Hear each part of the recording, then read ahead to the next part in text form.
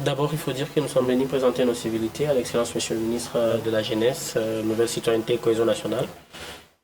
C'est justifié par le fait que notre plateforme, Ligue des jeunes pour la Renaissance du Congo, qui est une plateforme des organisations de jeunes de la société civile, a eu l'honneur de recevoir en RDC pour la première fois les conseils nationaux des organisations de jeunes de la Suède, avec lesquels nous sommes en pourparlers pour un probable partenariat d'échange, d'expérience et d'échange d'activités et voir dans quelle mesure nos deux pays peuvent collaborer par l'entremise de leur jeunesse et pouvoir faire avancer l'agenda de la participation des jeunes dans les processus de prise de décision.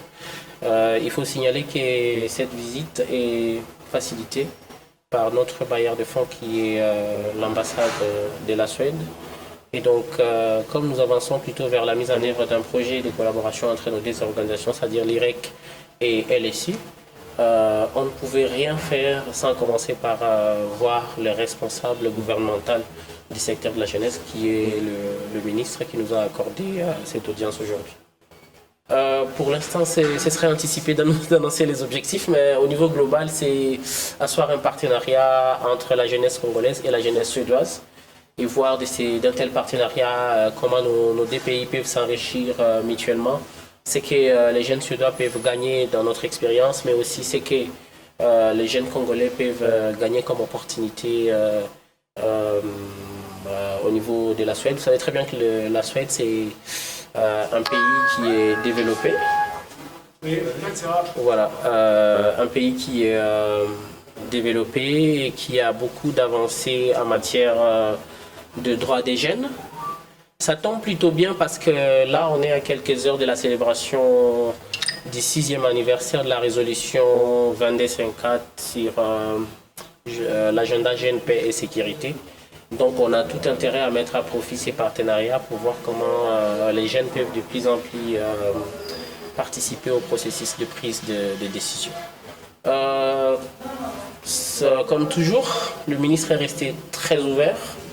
Et il nous a rassuré non seulement de son accompagnement personnel, mais aussi de l'accompagnement du gouvernement congolais dans tout ce que nous aurons à faire dans le travail, la collaboration entre nos deux organisations.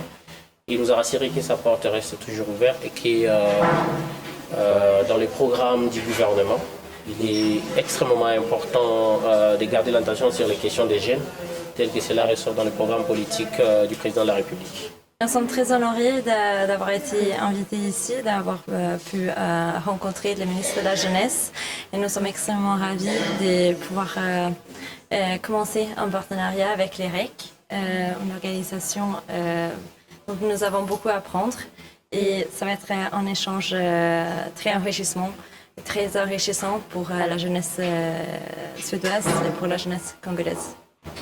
L'accueil, ça a été magnifique. On a vraiment très apprécié la collaboration, en fait une collaboration qu'on a eue dans les derniers mois et on a très apprécié l'accueil qu'on a reçu. Merci.